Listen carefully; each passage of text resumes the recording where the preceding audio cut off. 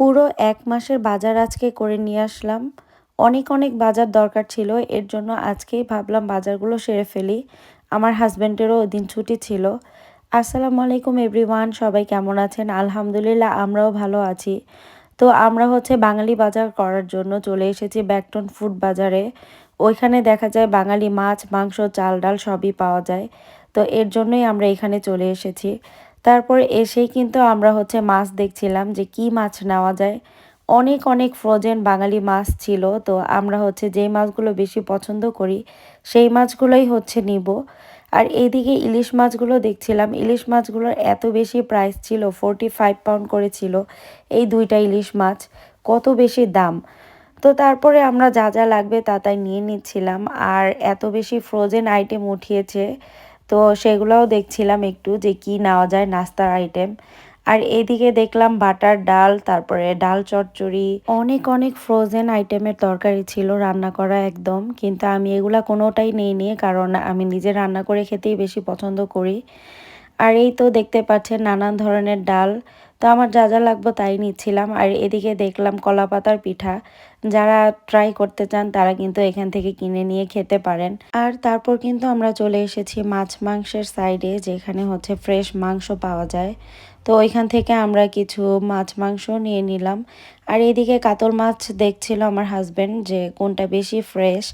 তো আমার husband date দেখে তারপরে নিল। আর ব্যাকটন ফুড বাজারে কিন্তু এখন মাটির হাঁড়ি পাতিলও পাওয়া যায়। আগে পাওয়া যেত কিনা আমি জানি না, এই সাইডটাতে কখনোই আমার যাওয়া হয়নি। তো তারপর কিন্তু আমরা চলে গিয়েছিলাম টেস্কোতে। টেস্কোরও অনেক অনেক বাজার ছিল, ওগুলোও করেছি, আর ভিডিও করা হয়নি। আর এই তো এখন আমরা বাসায় চলে যাচ্ছি, একদম গাড়ির পিছনে আর গাড়ির সামনের সিট একদম ভরে গিয়েছে বাজারে। আর ১ মাসের একসাথে বাজার করলে কিন্তু অনেক টাকাও সেভিংস হয়। দেখা যায় অনেক কিছুই অফারে পাওয়া যায়, তখন কিনে রাখলে ভালো হয়। আর এই তো আমার সেই অনেক অনেক মাছগুলো, যেই ব্লগটা আপনারা অলরেডি দেখে ফেলেছেন। আমি সাথে গরুর ভুঁড়ি কিনেছি। এটা ভাবছিলাম যে একদিন রান্না করে খেয়ে দেখব। আর এই তো এদিকে গুড়দা আর কলিজা মিক্স করে এনেছি। এইভাবে রান্না করতে আমার কাছে ভালো লাগে। সাথে আমি পরোটা এনেছি ৩ প্যাকেট, কারণ পরোটাটাও আমাদের ঘরে অনেক বেশি খাওয়া হয়। আমারার জন্য ওয়াটার ওয়াইপস, ন্যাপি, গুঁড়া powder, kitchen towel, toilet paper, আরও অনেক অনেক কিছু কিনেছি। সাথে কিন্তু আমি ফ্রেশ সবজি, ফ্রোজেন সবজি সব কিছুই নিয়ে এসেছি। ভাইরে ভাই, কত যে বাজার লাগে কি আর বলবো। দেখা যায় মাসে তো এরকম একবার বাজার করাই হয়। সাথে কিন্তু মাঝখানে সপ্তাহে ১-২ দিন আরও অনেক বাজার করতে হয়। দেখা যায় সবজি সবসময় কিনতে হয়, কারণ সবজি তো আর এত একসাথে কেনা যায় না।